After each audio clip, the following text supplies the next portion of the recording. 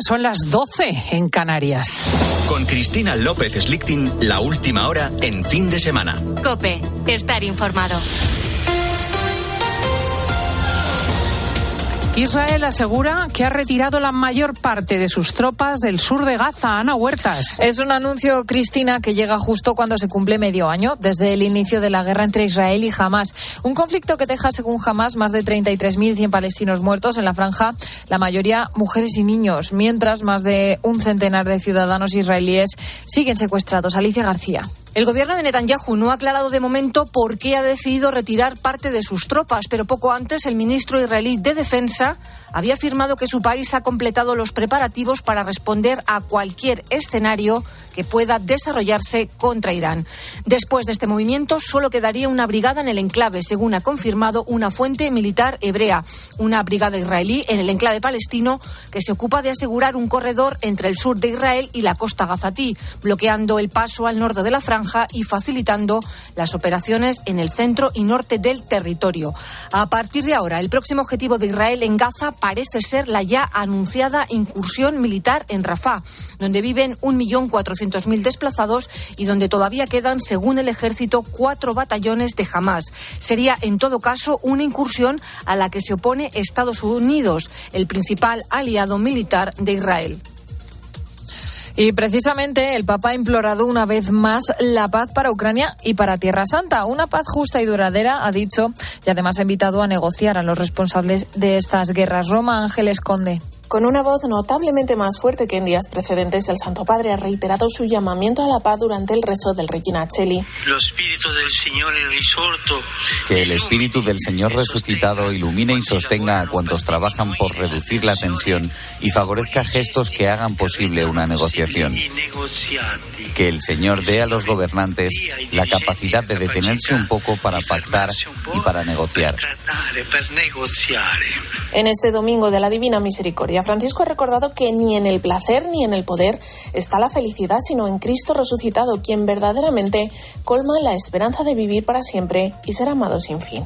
Cambiamos de tema. La inteligencia artificial cobra cada vez más peso en la sociedad. Anota estos datos. El 46% de las empresas españolas ya la usan para alguna de sus tareas, mientras que 3 de cada 10 trabajadores teme perder su trabajo por el auge precisamente de esta inteligencia artificial. Por ejemplo, los actores de doblaje se rebelan contra su mal uso. En la mañana del fin de semana de COPE hemos puesto el foco en este asunto. Raúl Lara, presidente de ADOMA, el Sindicato de Actores de Doblaje de Madrid, explica los problemas a los que se están enfrentando. La tecnología avanza mucho más rápido que la regulación al respecto. Nosotros nos encontramos con un problema que es que para trabajar nos obligan a firmar unas cesiones de derechos con unos límites amplísimos, y el problema estaría en que pues estas grandísimas empresas considerasen que con esas cesiones de derechos tan amplias ya les estamos autorizando incluso para utilizar nuestro trabajo y nuestra voz para entrenar inteligencia artificial. Algo que por supuesto defendemos que no es así. Ningún trabajador al firmar esas cesiones ha tenido en mente que estaba cediendo para esos usos, ¿no? Con la fuerza de ABC. COPE, estar informado. El Athletic, nuevo campeón de la Copa del Rey, Ignacio Arzuaga. Todo tras ganar al Mallorca en la tanda de penaltis. Comenzó adelantándose el conjunto balear con gol de Dani Rodríguez, pero Sancet en la segunda mitad igualó el marcador. Los fallos de Morlanes y Radonjic en la tanda terminaron inclinando la balanza a favor del conjunto vasco. El jueves saldrá la Gabarra en Bilbao después de 40 años en motor. Meritorio tercer puesto de Carlos Sainz, que remontó varias posiciones en las últimas vueltas. Verstappen fue primero, Pérez quedó segundo y Alonso sexto. Al finalizar la carrera, Carlos Sainz ha hablado sobre su futuro. Lo puedes mirar de dos maneras, ¿no? Una pena no seguir el año que viene. He visto lo bien que estamos yendo con Ferrari, con mi grupo de ingenieros, de mecánicos. Estamos haciendo, yo creo, un trabajo que no se le puede pedir más, por lo tanto da un poco de rabia, ¿no?, tener que irse el año que viene, pero por otro lado me abre puertas y la posibilidad de ir a otro equipo. Espero algún día poder luchar por ese mundial que en Ferrari llevo buscando 3 o 4 años. Y en baloncesto, 2 partidos de la Liga CB en juego. En el segundo cuarto, Manresa 34, Unicaja 18, y en el primero, Lenovo Tenerife 4, Básquet Girona 4. Gracias, Ignacio. Continúas en COPE. Estás escuchando El Fin de Semana con Cristina. Muchísimas gracias, Ana. A las 2 nos juntamos en el gran informativo Mediodía COPE. Y entre tanto, una hora trepidante de fin de semana de COPE, la última.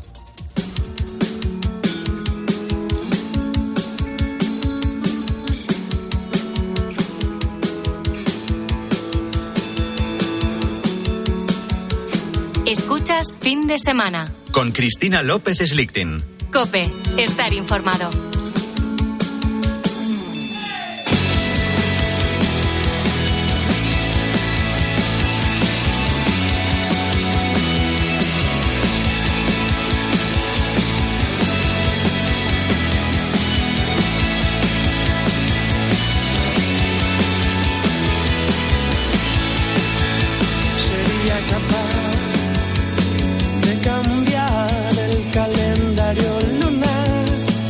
Eran las 8 de la mañana.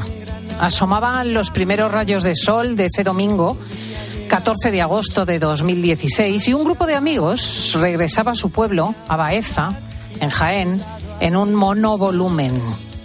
Como en la mayoría de los pueblos de España por esas fechas, eran fiestas y los chicos, que rozaban la treintena por aquel entonces, querían llegar a pasar el último día de feria con familia y amigos. Venían de Cullera, del Medusa Festival.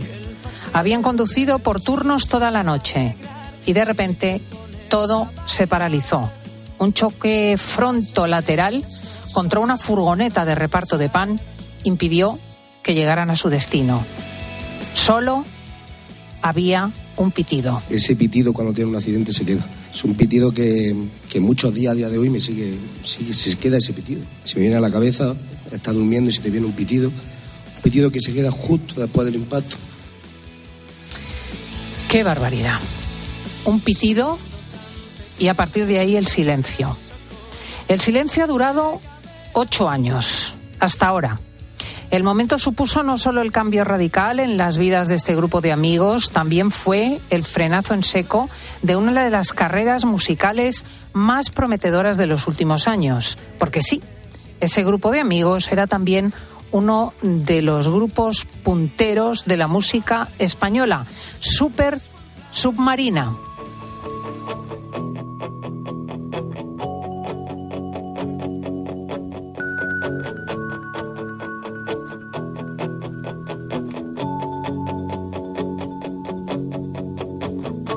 Te busco en el hueco que queda en mi alma, tan frío y profundo que no encuentro nada. Quisiera volverme invisible y colarme esta noche en tu cama. Me acuesto a la sombra de un árbol sin ramas. Qué bueno, qué bueno, qué bueno, qué bonito. Bien, ¿qué ha pasado? 8 años después del accidente, ¿cómo es ahora la vida de estos 4 amigos y compañeros? Laura Rubio lo ha investigado. Buenos días. Buenos días, Cristina. Pues la de Super Submarina es una historia sin duda emocionante, de superación y también de muchas sombras, diría yo, las que ha habido durante estos 8 años de absoluto silencio.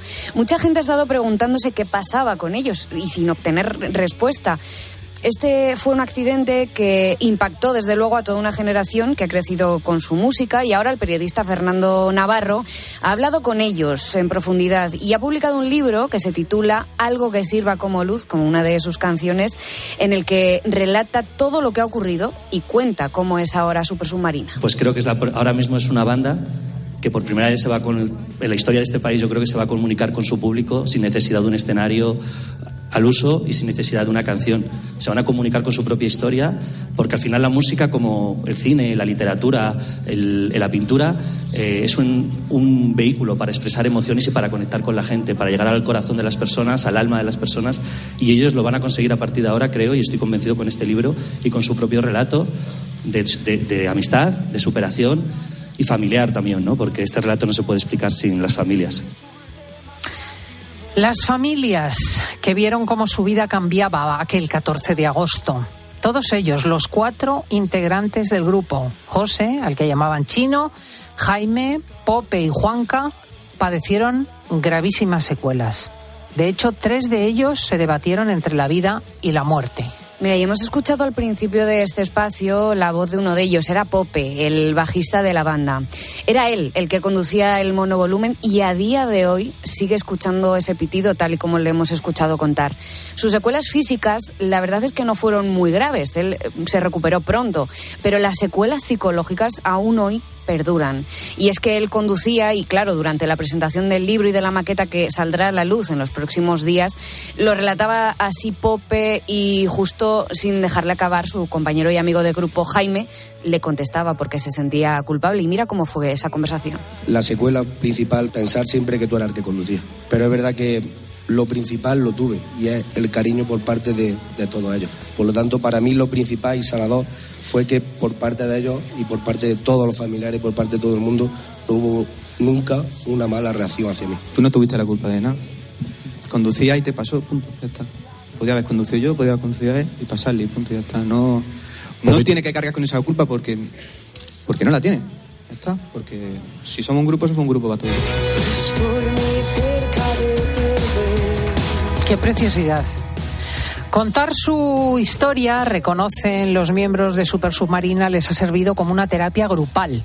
Les ha vuelto a unir tras años difíciles de relación. Y es que es cierto que había muchas secuelas físicas, ahora las contaremos, pero las psicológicas habían sido peores. Claro, es que tú imagínate, Cristina, lo tenían todo en ese momento. Todo, estaban triunfando, siendo el grupo más solicitado en los festivales de todo el país. Habían hecho hasta conciertos fuera de España, incluso planteándose giras internacionales. Y claro, ¿cómo se gestiona el pasar del todo a la nada? Uno de los que más ha sufrido esto ha sido Jaime, que es el guitarrista de Super Submarina. Es absolutamente desgarrador escucharle porque, mira, reconoce con un nudo en la garganta lo muchísimo que le han ayudado sus padres, su familia, a superarlo. Si no llegan a estar ahí, tanto ellos como Irene, como mis amigos también, como Domingo, yo no habría salido, porque se me ocurrieron las cosas más fatídicas que te pueden ocurrir, y lo único que me hacía no tomar esa decisión en drástico era pensar en la gente a la que yo quería. Todo aquello que me sirvió de cuerda, de soporte, de amarre, ¿no?, que me mantuvo en puerto, pues si no llega a estar, pues yo no estoy hoy aquí. Directamente no estoy aquí. Entonces entiendo que para ellos tuvo que ser muy, muy duro, porque tiene que ser muy frustrante poner todo de tu parte para que tu hijo esté bien y que lo que encuentres sea rechazo, malas formas. Ya te digo, porque me convertí en el hijo puta más grande del mundo. Es que te lo digo tal cual, me convertí en una persona horrible. Su depresión llegaba a unos límites desoladores. Parte de la culpa de aquel estado mental era su estado físico, y es que a Jaime lo han tenido que operar durante 8 años más de 30 veces en una pierna. Una rotura de tibia y también del bazo influyeron en una infección gravísima. En muchos momentos estuvieron a punto de amputársela. Incluso él mismo quería que lo hicieran porque no podía más con tantas operaciones. Jaime entró muy grave al hospital, igual que José, Chino y Juanca. Estaban los tres entre la vida y la muerte. Y es que, bueno, Juanca, el batería del grupo, llegó también con un fuerte golpe en el abdomen, incluso con una herida también que le afectaba a la vena ilíaca, y además una infección en los pulmones que le mantuvo casi 50 días... 50, ingresado en cuidados intensivos. Y claro, cuando salió, pues se encontró con la realidad. Tanto tiempo en coma inducido, al final, cuando sales a tope de todo de fentanilo, aunque suene fuerte, pero sí.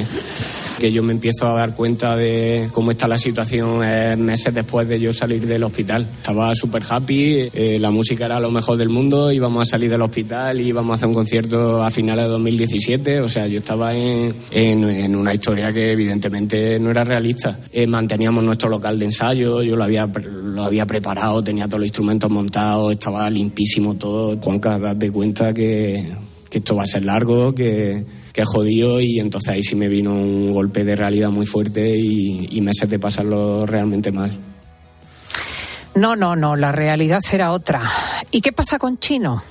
El vocalista y compositor de la banda es el que más difícil lo ha tenido y lo sigue teniendo. Entró más vivo que muerto, bueno, más muerto que vivo, más muerto que vivo al hospital. Iba durmiendo en el coche cuando todo ocurrió. Sufrió un traumatismo cráneoencefálico muy, muy grave que lo mantuvo en coma un mes. Mira, y cuando despertó, Cristina solamente podía mover los ojos. Todo lo que se cuenta en el libro que ha escrito Fernando Navarro sobre este asunto es realmente duro. Y para empezar, pues cuenta que tuvo que volver a aprender. ¿A qué?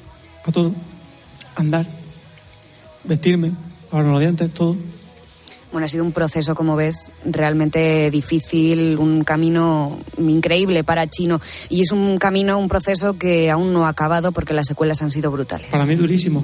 Ha sido 8 años de rehabilitación, de neuropsicólogos, de fisioterapeutas, de terapeuta de capacitación muy duro, pero bueno, lo he superado.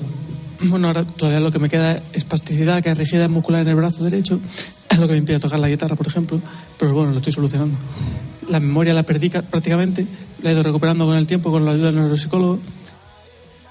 Los médicos afirman que es un milagro que esté vivo. A partir de ahí, una de las cosas más duras de todo lo que ha contado Chino es que no recuerda nada.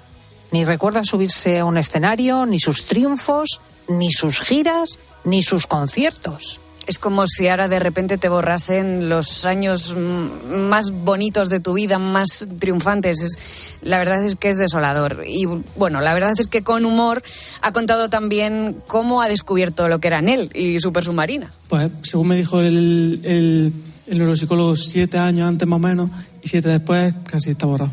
Por vídeo de YouTube. Por vídeo y YouTube. Ha vuelto a recuperar lo que eran.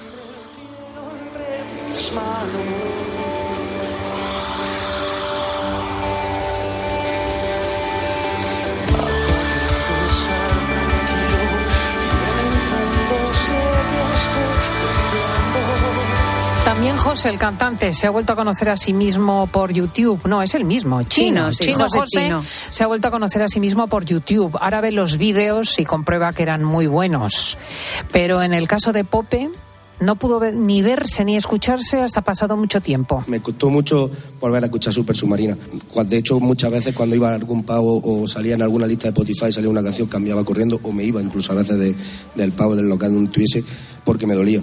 Me dolía como escuchar algo que para nosotros había sido de las cosas más bonitas que nos habían pasado en la vida. Pero me di cuenta un día que por qué si verdaderamente era lo más bonito que me había pasado en la vida, porque no podía seguir escuchando algo que verdaderamente no había, como amigo había sido llegar a algo que impensable y algo súper bonito, emociones, vivencias. ¿Por qué no seguir escuchando algo que había sido tan bueno para nosotros? Y fíjate, Cristina, en el caso de Juanca, cada persona es un mundo, desde luego.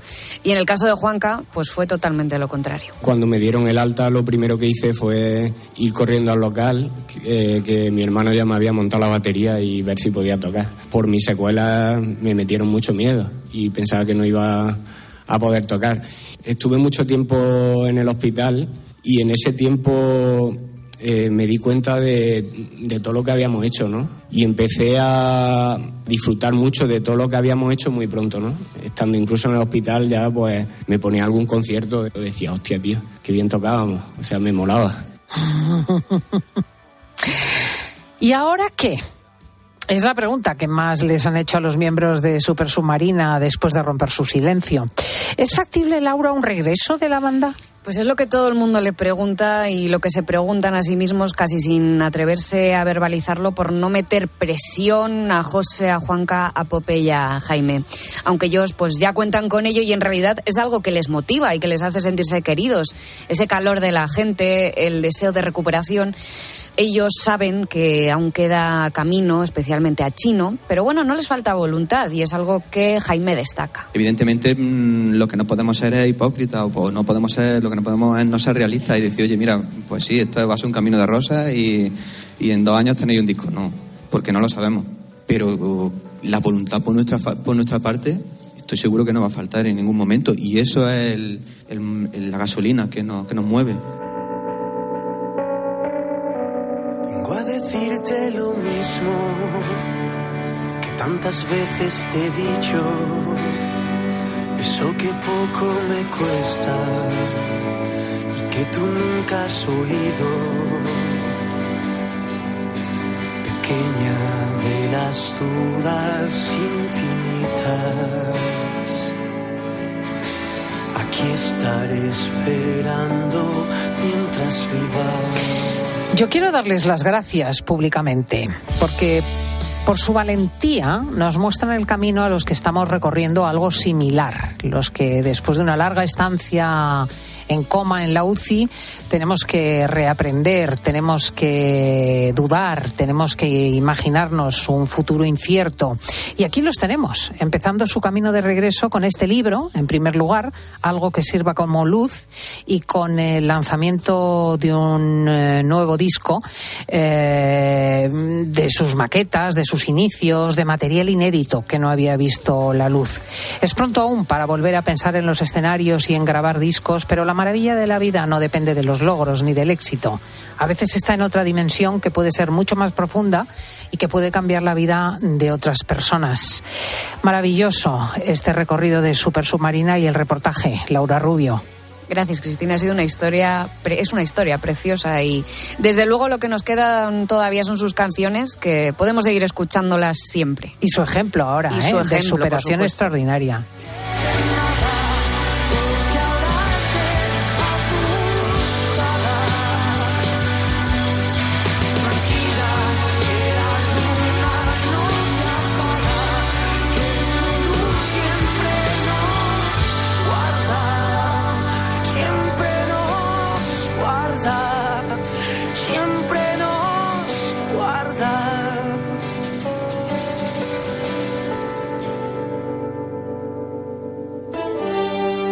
Cristina López Slichting. Fin de semana. COPE. Estar informado.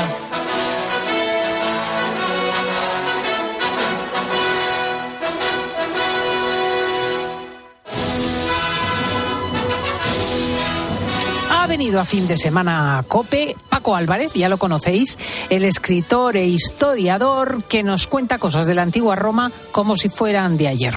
Hoy nos quiere hablar de gatos, de los felinos, no de los de Internet. Buenos días, Paco. Salve, Cristina, salvete omnes. Hola a todos, amigos romanos. Vamos a hablar de gatos. ¿Los gatos tienen algo específico que ver con Roma?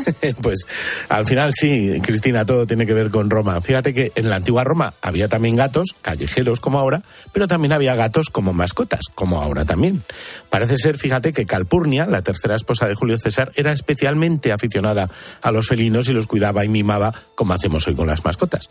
Incluso a lo mejor su gato favorito se llamaba Félix, como aquel antiguo dibujo animado, ¿te acuerdas? Félix el gato.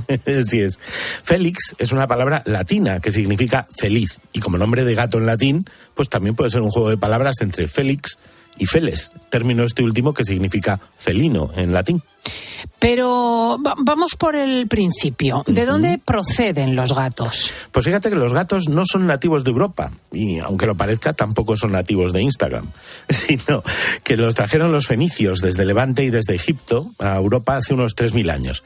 Fíjate que, por ejemplo, en Cádiz, en el yacimiento arqueológico que se llama Gadir, se conserva el esqueleto más antiguo de un gato hallado en España, a unos cuantos metros, como a 12 metros debajo del suelo actual.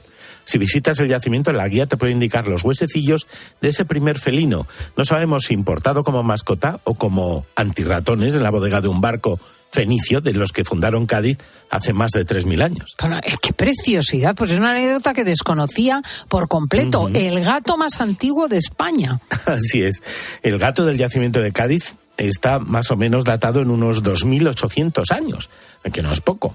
Y de momento es el tatarabuelo de todos los gatos que deambulan por la península, por cada rincón de los pueblos y por cada casa gatuna. Fíjate que se calcula que en Madrid ahora hay unos 40.000 gatos de mascota, aunque los perros son más, unos 264.000. Perros y gatos. Por cierto, ¿cómo se dice gato en romano? Pues mira, gato en romano antiguo se dice catus, pero también podría decirse feles, como hemos dicho antes, como felino. La palabra española gato incluso podría provenir de esta, catus, o también del latín cautus, que quiere decir astuto.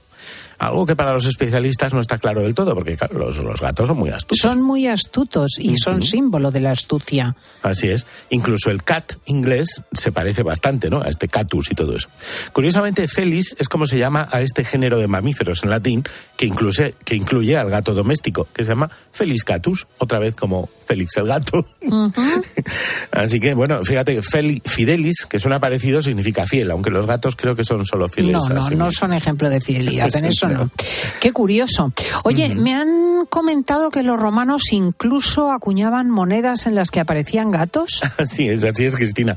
En Roma se conocen monedas con efigies de gatos desde por lo menos el año 500 antes de Cristo. O sea, hace 2500 años. Concretamente en las zonas de Taras y Región, Tarento y Regio hoy, parece ser que en la Roma clásica el gato incluso se consideraba un compañero en la vida, incluso en el tránsito a la muerte. Sí, es como un psicopompo, o sea, que puede hacer de guía del alma a través del paso al Hades. Incluso puede que ese sea el motivo por el que algunas legiones lo tenían como animal tótem. Oye, acabo de aprender una palabra, psicopompo. ¿Qué es eso? Sí. En mi vida lo voy a pues psicopompo es una guía, es un guía, cualquier ente o deidad o algo así que te haga de guía en el cruce del Caronte, en el cruce de la Estigia con Caronte o en el paso al Hades y tal, en lo clásico. Qué en Grecia interesante, y Roma. Psicopompo. Ave, Paco, pues sí que resulta que esto de los gatos viene de lejos, de más allá de Roma. Se lo contaré a las amigas que tienen gatos, que son unas cuantas. Sí. Los gatos son muy suyos, pero también muy nuestros, porque son romanos desde hace, ya hemos visto, mucho más de 2000 años. Así que vale, Cristina, valete omnes, amigos de Roma. Gracias a Paco, autor del libro Crónica Rosa Rosae, un regalo maravilloso que está disponible en todas las librerías y las plataformas y que acerca a la historia de modo curioso y entretenido.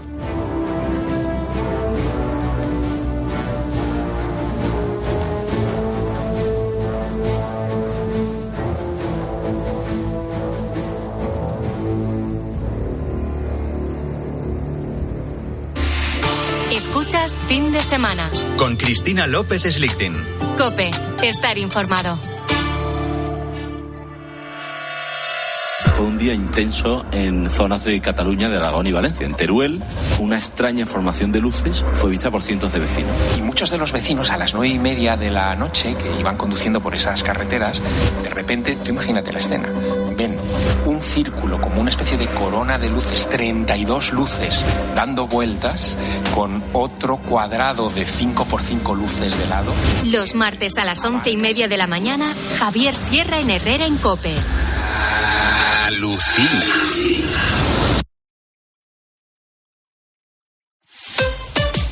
Escuchas COPE. Y recuerda, la mejor experiencia y el mejor sonido solo los encuentras en cope.es y en la aplicación móvil. Descárgatela.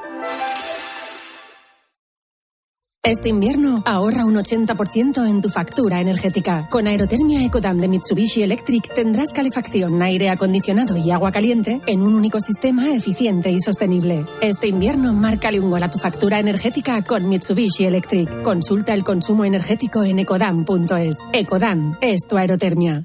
¿En qué capítulo de tu vida estás ahora? ¿Quieres hacer una reforma o cambiar de coche? ¿Tus hijos ya necesitan un ordenador para cada uno? ¿O quizás alguno ya empieza la universidad? ¿Habéis encontrado el amor y buscáis un nidito? En Cofidis sabemos que dentro de una vida hay muchas vidas y por eso llevamos 30 años ayudándote a vivirlas todas. Cofidis, cuenta con nosotros. Picasso dijo, que las musas te pillen trabajando.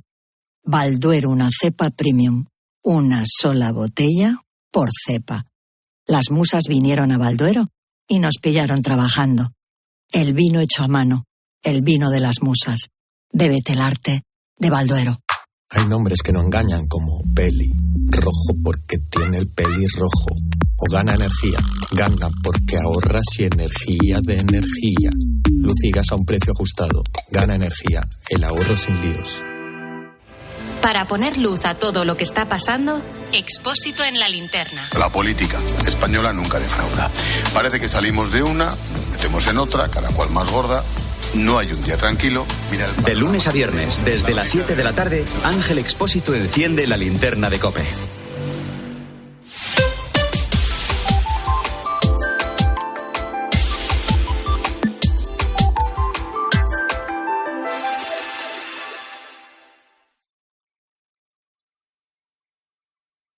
Cristina López Slichting. Fin de semana. COPE. Estar informado. Ella tiene superpoderes, lo lleva en la frente. Ella quiere ser de este mundo, lo ha querido siempre. Ella trepa por las paredes como una serpiente. Se derrumba en un un segundo o desaparece. Y es lo que ves, casi todo puede suceder. Y es difícil saber que siempre, siempre, siempre. Y a esta hora del domingo quiero hablar de cocina, porque el reloj no perdona y se acerca la hora de comer. Y nos vamos a ir, fíjate que no es país de una gastronomía admirable, al menos desde el punto de vista español, al corazón de Suiza, a Zúrich. Así es la magia de la radio. ¿Y por qué tan lejos? Pues porque allí hay tres restaurantes con firma española. Los administra Sisi Hattab, una catalana hija de marroquíes que tiene 33 años y que tiene a sus espaldas un camino apasionante. Pero te digo más. Uno de esos restaurantes, de esos locales españoles, se ha convertido recientemente en el primer restaurante vegano de Suiza en ser condecorado con una estrella Michelin. Sisi Hattab, muy bienvenida. Buenos días, muchas gracias por todo. ¡Qué barbaridad, qué barbaridad! Cocina vegana. La verdad es que aquí en España suena muy exótico, pero en Centroeuropa es extendidísimo el veganismo, ¿verdad? Sí, está bastante popularizado y también al final, si nos ponemos a ver la comida tradicional, hay muchos platos que ya son veganos de por sí, como un buen gazpacho o en Italia una pasta de pomodoro. Una pasta con tomate. Pero, ¿qué es el veganismo exactamente? Porque muchos de nuestros oyentes lo han oído, pero no saben en qué consiste de forma muy precisa el ser vegano. Bueno, el veganismo, aparte de ser una dieta, al final es un estilo de vida en el que intentas evitar los productos animales, tanto en la dieta como, por ejemplo, en la ropa o en cosméticos. Es ser un poco consciente del impacto que tiene el consumo. Para un español, desde luego, la idea de cocinar sin pescado, sin huevos, sin carne, resulta muy, muy difícil. Y tú, cuando comenzaste en el mundo de la cocina, Sisi, no eras vegana. ¿Por qué te decidiste a esta forma de cocinar? Sí, yo de hecho lo veía igual, lo veía como algo imposible. Yo he crecido en la Costa Brava y he comido siempre mucho pescado. Y estoy acostumbrada a comer comida marroquí en casa, que también tiene bastante proteína animal. Pero al final es un poco entender que es posible si tienes la intención. Y yo, con las técnicas que aprendí en muchos de los sitios que he trabajado, porque tuve muchos años de formación, ponerlo en práctica e intentar poner al producto como protagonista. Pero es posible con voluntad. Pero es verdad que puede parecer muy complicado, simplemente también porque la comida es parte de nuestra identidad y ¿quién se puede imaginar una paella sin marisco, no? Es que sepa igual, es difícil. Es difícil. Pero aquí lo intentamos y la verdad es que los clientes están muy contentos y intentamos normalizarlo, que un día comas pues lo que te dé la gana en tu casa y el otro día con nosotros tengas un día de comer vegano y has reducido un poquito el impacto en el medio ambiente. Es muy interesante el recorrido de Sisi porque tengo entendido que estudió, atención, ingeniería industrial en Cataluña y que en principio se desplazaba a Suiza para trabajar en ello. ¿Qué pasó? Pues sí, me mudé a Suiza pues, como ingeniera industrial, yo hice electrónica y era pues, desarrolladora de software y me encantaba cocinar. Entonces, todo mi tiempo libre lo dedicaba a la cocina y a tener muchísimos invitados en casa hasta que se nos fue un poco de las manos y mi marido me dijo, bueno, tenemos que tomar una decisión, no podemos seguir teniendo aquí 20 personas los fines de semana en casa con menú de degustación y que no era sostenible. A mí me encantaba y entonces decidí darle la oportunidad, dejé mi trabajo, mi jefe me acuerdo que me dijo, bueno, ya se te pasará esta fiebre, ya volverás, que sepas que puedes volver, pero no he vuelto, han pasado ya pues más de 10 años y estoy muy contenta. De hecho, mis primeras prácticas fueron en Nerúa, en Bilbao, y de ahí arranqué y no he parado. A mí la trayectoria de Sisi Hatab me tiene fascinada, porque desde luego se ha formado en los fogones de Máximo Bottura, de los hermanos Roca, de Andreas Caminada. Realmente ha apostado por la gastronomía e, insisto, uno de los locales que regenta ha obtenido, que son palabras mayores, una estrella Michelin. Realmente no tiene nada que ver la cocina con la ingeniería, ¿no? No, pero yo creo que el hecho de tener otra formación me da un poquito también de una manera diferente de entender las cosas. La ingeniería, al final, lo que aprendes es a solucionar problemas y a tener una mentalidad orientada a las soluciones, y eso ayuda mucho en la cocina porque tenemos muchos problemas todos los días. Cosas que se rompen, pues la gente que se pone... Fue lo típico de tener un restaurante, de tener un negocio en el que estás muy involucrado. Y eso me ayuda mucho a solucionar las cosas. También los valores en la empresa, el hecho de haber trabajado en el mundo corporativo, pues me ayuda también a cambiar un poco algunas prácticas que hay en nuestra industria. Pero bueno, no, yo creo que volvería a hacer el mismo camino, aunque sea más largo. Para quien nos esté oyendo, por ejemplo, ¿nos podías señalar un menú tipo vegano de los que vosotros ofrecéis en Zúrich, en vuestros restaurantes españoles? Sí, había, a ver, en los 3 restaurantes, en Cle, que es el que tiene una estrella Michelin roja y una estrella Michelin verde, hacemos menú de degustación y simplemente nuestros menús son inspirados en lo que tienen los agricultores, con un poquito más de innovación, en plan para sorprender al cliente. En Cor, que es nuestro bar de pinchos, hacemos tapas tradicionales. Te vienes, te comes un pan con tomate, unas croquetas, unos pimientos de piquillo rellenos, y la mayoría de gente ni se da cuenta que es vegano ni le importa. Y en Dar, que es el restaurante marroquí español, ahí tenemos una estrella Michelin verde, y ahí es una mezcla de mi cultura al final, ¿no? Yo he crecido en los bares de Barcelona y a la vez comiendo comida marroquí en casa, y es una mezcla de eso, todo para compartir. Así que son 3 experiencias diferentes, divertidas, y que al final lo que queremos es compartir nuestro amor por la cocina, y que sea vegano, pues es un plus, es una cosa de más. Sí, ¿os planteáis abrir algún local en España? Me lo suelen preguntar, pero bueno, piensa que esto ha pasado muy rápido. Yo abrí el primer restaurante en el 2020, con la pandemia ha sido todo muy como un huracán, entonces estoy ahora este año intentando establecer procesos y que los sitios funcionen sin mí, y nunca se sabe. Pues la esperamos, de verdad. Es una mujer con talento, ingeniera, que se ha lanzado a la comida, que ha publicado un libro de recetas muy inspirador, porque se llama Taste of Love, el sabor del amor, y estamos esperándola en su tierra natal para saborear esta cocina vegana, que aquí todavía no es tan trending topic, pero que no tardará en llegar, porque todo se pega. Querida Sisi, un abrazo muy fuerte. Muchas gracias. Enhorabuena.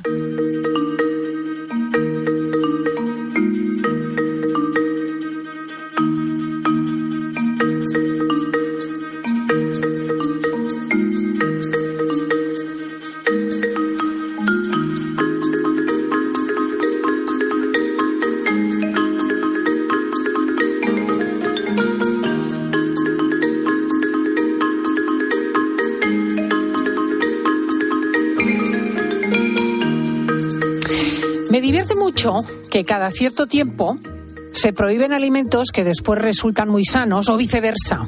Se recomiendan otros que con el tiempo se demuestran fatales. Yo recuerdo épocas donde nos decían que el pescado azul era malísimo. Sí. Y que el aceite de oliva era pésimo, que era mejor el aceite de girasol. Pero ¿qué os cuento con lo que ahora nos dicen que hay que hacer con las grasas, que son pésimas, con las carnes rojas, con el café, con la leche entera? ¡Qué manía con la leche entera! Y los azúcares pues están a la orden del día. La crítica a los azúcares y a los carbohidratos es el último grito. Y esta semana he encontrado un término que me ha encantado: carbofobia, que justamente es el temor a los carbohidratos, a ganar peso por esa vía de ingesta de azúcares y carbohidratos. Y me he encontrado con alguien que ha decidido hacerle la batalla a esto de la carbofobia. Se llama Ismael Galancho y acaba de publicar un libro que se llama Equilibra tu glucosa. Muy buenos días, don Ismael. ¿Qué tal? Buenos días. Verdaderamente, esto de los alimentos, yo no sé si viene dictado por las multinacionales, por las modas, pero es vertiginoso. Sí, bueno, el ser humano a veces parece que no aprendemos, ¿no? De épocas pasadas y seguimos cayendo una y otra vez. Realmente estas cosas vienen, bueno, pues de anécdotas, del boca a boca, hoy en día con internet, redes sociales, pero nunca están basadas en evidencia científica. Entonces, cuando analizamos la evidencia científica, nos damos cuenta que muchas de las creencias populares que tiene la gente en relación a la comida, a ciertos alimentos y demás, están totalmente infundadas. Sí, pero también hay muchas que son subrayadas por lo menos desde esferas científicas, ¿eh? O sea, el asunto de los carbohidratos es tema sobre el que advierten, por ejemplo, muchas sociedades médicas del abuso del azúcar. Es que realmente no, o sea, me explico un poco. Realmente, a veces, pues ciertos medios de comunicación, los titulares o la noticia, entienden de manera incorrecta lo que las sociedades científicas quieren comunicar, ¿no? Por ejemplo, en relación a carbohidratos y azúcares, a mucha gente le pregunta, oye, dime alimentos ricos en carbohidratos, ¿no? Y empieza a pensar, pues, en bollería, en galletas, en alimentos dulces, y realmente eso es un tipo de alimentos que contienen un tipo de carbohidrato, que es el azúcar común. Pero cuando hablamos realmente de alimentos saludables, abundantes en carbohidratos, hacemos referencia a cereales integrales, tubérculos, frutas, verduras, legumbres, etcétera, ¿no? Y estos alimentos, la evidencia científica es rotunda y clara de que son positivos para la salud y que, por supuesto, no promueven el aumento de peso. Bueno, yo misma he escuchado a menudo que a partir de las 3 de la tarde no se deben consumir carbohidratos o que tomar fruta de postre es malo para la salud. Verdaderamente hay que prescindir, qué sé yo, a partir de ese momento de las 5 de la tarde de legumbres, de verduras, de alimentos de hoja, de manzanas, de cereales, etcétera. No, realmente no, eso es totalmente un mito. Eso surge un poco porque los alimentos ricos en carbohidratos, los carbohidratos es un nutriente que se le considera energético y como el ser humano piensa de manera cortoplacista, ¿no? De manera aguda, pues piensa que si toma energía y a partir de la tarde o de la noche pues ya no se va a mover, pues esa energía se va a almacenar. Pero nuestro cuerpo no funciona así de manera aguda, nuestro cuerpo funciona de una forma mucho más global, más desde arriba. Y yo siempre pongo un ejemplo, ¿no? Si tú, por ejemplo, quieres ahorrar para comprarte un piso o un coche, ¿vale? Pues lo que quieres es llegar a fin de mes y tener más ahorros de tus gastos, ¿no? Para poder ir ahorrando. Habrá días que en tu trabajo pues eches horas extra y cobres un poquito más de dinero y otros días, pues bueno, se te puede romper la lavadora y ese día pues tienes que gastar más dinero. Ese día concretamente no has podido ahorrar, pero se trata de un largo plazo, ¿no? De lo que eres capaz de ahorrar a fin de mes, ¿no? Pues esto pasa un poco igual con la comida, o sea, no es tan importante lo que ocurre en una comida determinada, no pasa nada si tú un día comes carbohidratos a las 10 de la noche, siempre y cuando en ese día o incluso en una semana o en un mes el balance energético, el balance calórico no sea positivo, es decir, que siempre y cuando no comas más calorías de las que tú gastas. Entonces no es tan importante en qué momento del día consumes ciertos alimentos, ¿vale? Además, en función de nuestro estilo de vida, por ejemplo, si tú haces ejercicio por la tarde, pues todavía con más sentido tendría introducir carbohidratos, pues, por ejemplo, por la tarde o incluso en la cena. Uh-huh. Me ha llamado muchísimo la atención que en tu libro recuerdas que hay tribus en el mundo, concretamente en el Congo o en Bolivia, que consumen carbohidratos en grandes cantidades y no tienen ningún problema con el peso. Claro, yo siempre digo que hemos culpado a los carbohidratos del daño que ha hecho la opulencia y el sedentarismo. Es decir, realmente cuando surgen problemas derivados de la ingesta energética no es tanto de los carbohidratos en sí mismos ni de la grasa, sino del consumo crónico de una alimentación que está por encima de lo que nosotros gastamos, es decir, hay un exceso de ingesta energética, además de alimentos de mala calidad como ultraprocesados, unido al sedentarismo. Y esto lo vemos, por ejemplo, en muchas tribus, algunas de las que mencionas, como los Kitabas, donde el 70% de su dieta son carbohidratos, pero sin embargo no saben ni lo que es la diabetes, ni la enfermedad cardiovascular, no conocen ningún tipo de esta enfermedad, incluso los Hadza, que es una tribu que llegan a consumir algunas épocas del año hasta 2.000 calorías a base de miel, y la miel pues prácticamente azúcar, ¿no? Y no tienen ningún problema metabólico ni nada. ¿Por qué? Pues porque son personas que son físicamente activas. También los vemos a día de hoy en deportistas de élite. Si analizamos la cantidad de carbohidratos, incluso azúcares, que consume, por ejemplo, un ciclista que corre al Tour de Francia, nos podemos echar las manos a la cabeza y pensaríamos que debería de estar obeso o debería de tener enfermedades metabólicas, pero no lo tienen. ¿Por qué? Porque su gasto energético es bastante elevado. Entonces, realmente culpamos a los carbohidratos y concretamente a los azúcares de un problema que viene de la sobreingesta energética en relación al gasto energético. ¿Y qué papel desempeña en todo esto el ejercicio físico en concreto? Quiero decir que hay la glucosa se equilibra químicamente o bioquímicamente con el ejercicio físico. Exacto. La mejor forma de mantener a raya los niveles de glucosa en sangre, que sabemos que es fundamental para prevenir todas las enfermedades típicas del siglo XXI, enfermedad cardiovascular, diabetes, incluso algunos tipos de cáncer, es, evidentemente, llevar una buena alimentación, pero sobre todo es el ejercicio físico, ¿vale? El ejercicio físico lo que hace, entre otras cosas, es mejorar la captación de glucosa del músculo. ¿Esto qué significa? Esto significa que cuando nosotros hacemos ejercicio físico, vaciamos los depósitos de glucosa que se encuentran almacenados en nuestros músculos, porque el principal almacén de glucosa en el cuerpo es el músculo junto al hígado, y por lo tanto, cuando nosotros ingerimos carbohidratos, toda esa glucosa es absorbida por el músculo, la retira de la sangre. De hecho, el músculo gestiona hasta el 80% de la glucosa que nosotros ingerimos y se almacena dentro del músculo, que es donde tiene que estar, y la retira de la sangre. Es decir, que el músculo realmente hace lo mismo que hace la famosa hormona conocida como insulina, pero sin necesidad de insulina. Es decir, nosotros hacemos ejercicio y el músculo capta toda esa glucosa que está en la sangre sin necesidad prácticamente casi de que se eleve la insulina en la sangre. Qué bonito, o sea, el músculo puentea el trabajo excesivo del páncreas y nos libera pues de la diabetes, de las enfermedades que se derivan de la continua secreción de insulina. Exacto, sí, funciona de una forma así como estás comentando y por tanto el ejercicio es una herramienta fundamental para la prevención de todas estas enfermedades, porque la desregularización de la glucosa en sangre tenemos que recordar que no solamente en última instancia y con el paso de los años lleva a diabetes, sino que lleva a enfermedad cardiovascular, enfermedades neurodegenerativas, incluso algunos tipos de cáncer. Por lo tanto, el ejercicio es fundamental para la prevención y también para el tratamiento, porque a día de hoy hay evidencia científica de que personas con diabetes tipo 2, por ejemplo, consiguen prácticamente revertir todo el daño que tienen, porque vuelven a niveles de hemoglobina glicosilada, que es un marcador, ¿no?, que se evalúa en la diabetes y demás, vuelven a valores normales simplemente haciendo ejercicio y haciendo un poco de déficit calórico. ¿Esto qué significa? Simplemente llevando una dieta adecuada y comiendo un poquito menos de lo que gastan para perder un poquito de grasa corporal, porque el aumento de grasa corporal en sí, y no tanto la ingesta de carbohidratos, grasa o proteína, es lo que lleva en última instancia a que todo esto se desbalancee.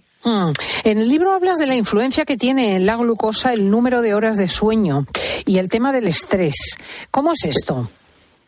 Sí, bueno, como cualquier función fisiológica o cualquier patología, son multifactoriales, ¿no? Entonces, afectan muchos otros factores. En este caso, pues el estrés o la restricción del sueño también afecta. Cuando nosotros tenemos estrés crónico o no dormimos las horas suficientes a medio o largo plazo, bueno, pues se van a producir una serie de alteraciones metabólico-hormonales.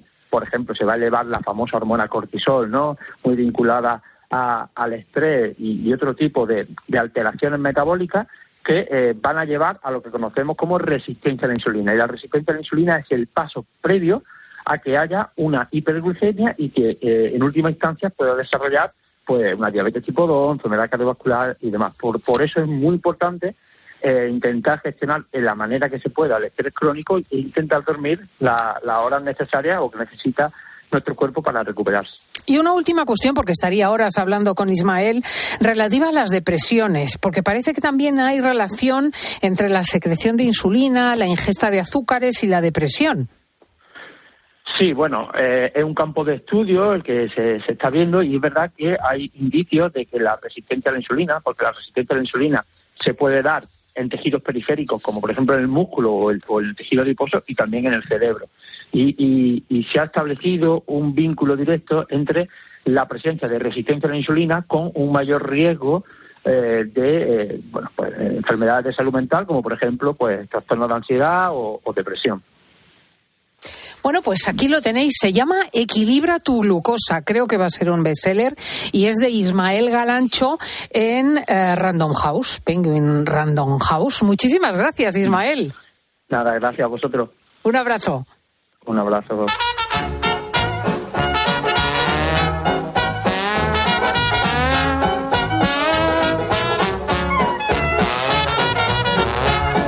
¿Cómo te llevas con la glucosa, Peli? Creo que bien. Hace tiempo que no me hago análisis, pero creo que bien. Es que tú te llevas bien con casi todo lo que exige equilibrio y ecuanimidad. En eso somos antitéticos. Que me lo diga el médico mejor. Además, solo se fía del médico. Yo no voy nunca y él tiene un abono. Bueno, un abono, y luego a veces hace cosas mal, porque a veces te automedicas. Alguna vez lo hacía antes, sí. Ahora ya me controlo. Me controlo. Antes le dabas el antibiótico con furia. Nos tenías espantados. Espantado me tienen los oyentes, ¿eh? Cómo se han entretenido esta mañana, sobre todo con esa entrevista con Teresa Zabel, la regatista, que hemos tenido a las 11. Qué mujer tan completa. Y algún otro deportista que está entre nuestros oyentes, pues ha dejado su mensaje. Hola, buenos días, Cristina. Estoy oyendo hablar a esta superatleta, me encanta, me chifla. Yo gané en conjunto con mi equipo en el año 62 el campeonato de Europa de balonmano en Lisboa. Y fuimos muy, muy, muy felices. María Teresa de Valencia.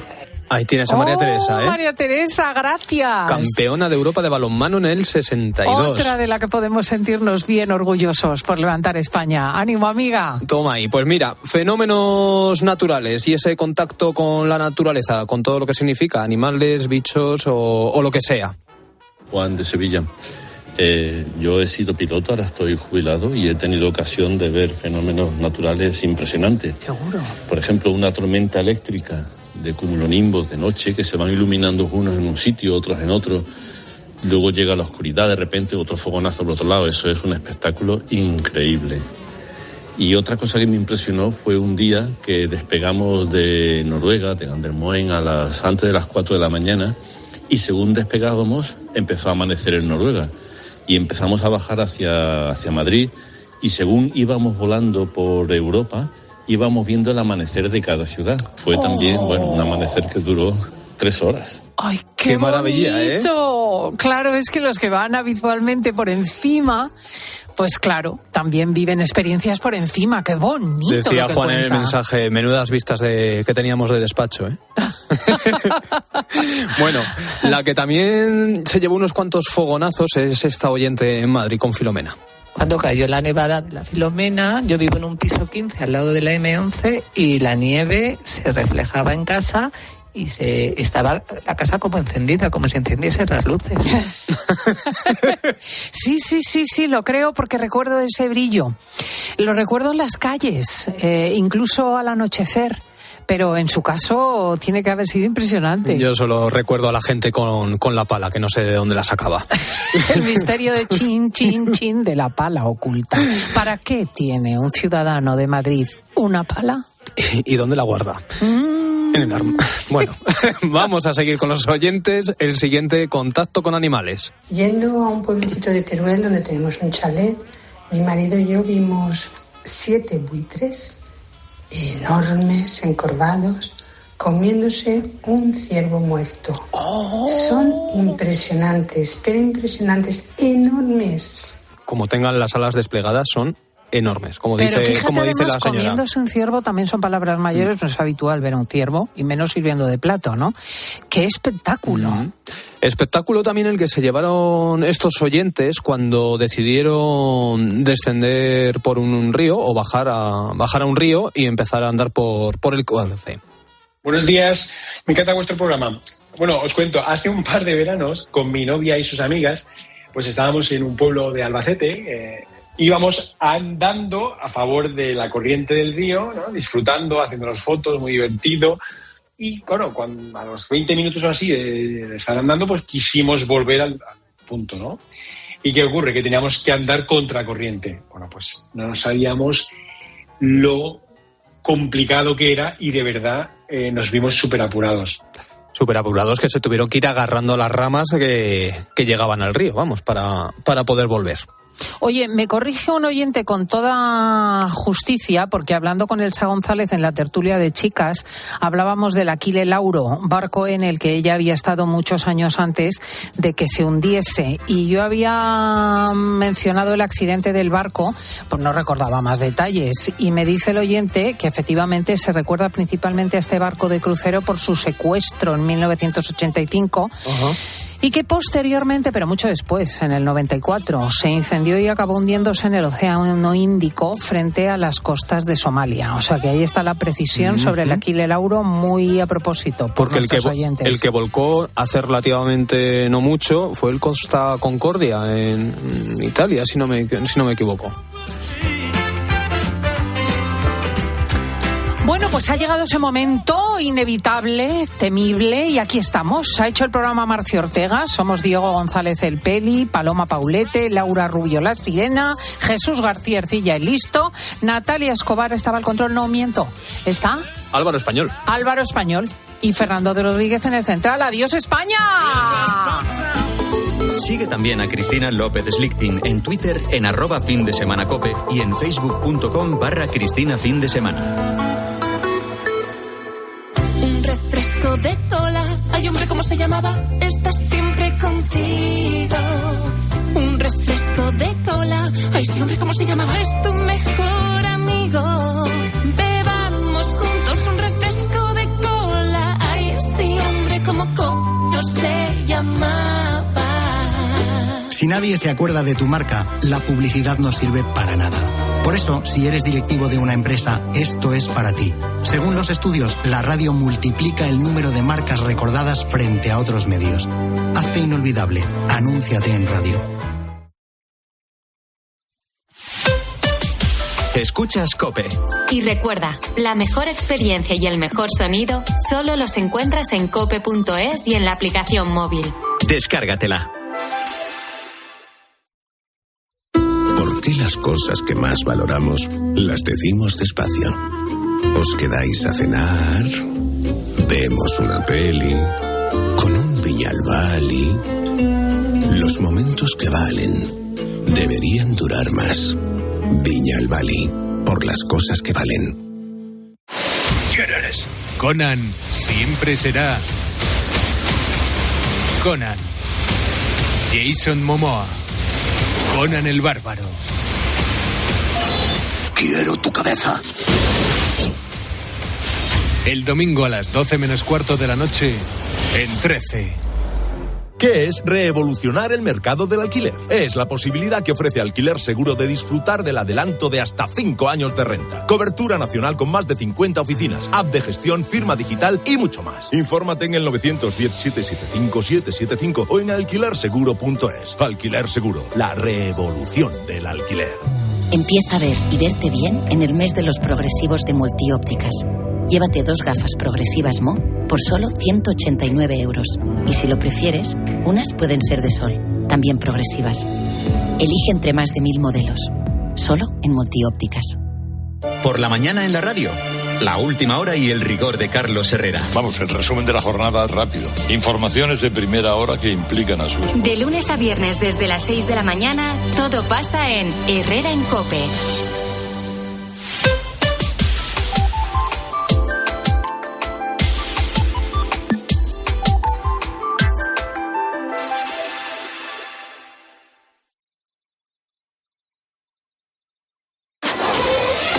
Editorial. Cadena COPE.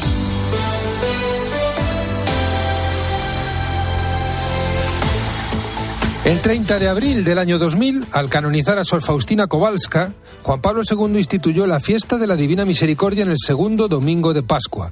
La imagen que acompaña esta celebración es la aparición de Jesús en el cenáculo 8 días después de la resurrección, momento en el que invita a Tomás a tocar sus llagas e envía a sus discípulos al mundo con el poder de perdonar los pecados. La divina misericordia, decía Juan Pablo II, es el límite que Dios impone al mal. La convicción contenía una fuerza imposible de exagerar para la generación del Papa polaco, que padeció la ocupación nazi y la persecución soviética. Jesús había vencido a la muerte para dar cumplimiento definitivo a la buena noticia. Como explicaba Joseph Ratzinger en la segunda parte del libro Jesús de Nazaret, los discípulos son testigos de un acontecimiento único. Así es como se opera en ellos el cambio radical, de esconderse temerosos a proclamar el Evangelio por el mundo entero. Han pasado 2000 años, apenas 60 o 70 generaciones. Si el mundo vive en gran medida de espaldas a esta referencia, se debe a que el entusiasmo inicial de los discípulos se ha vuelto a veces tibio. Esto es lo que quiere ayudar a remediar la Asociación Católica de Propagandistas, que por segundo año celebró ayer en el centro de Madrid la fiesta de la Resurrección, con un impresionante elenco de artistas. La Europa de hoy no sale de experiencias traumáticas como en tiempos de Juan Pablo II, pero tampoco anda sobrada de esperanza. Proclamar en la vía pública que realmente hay mucho que celebrar no podría ser más oportuno.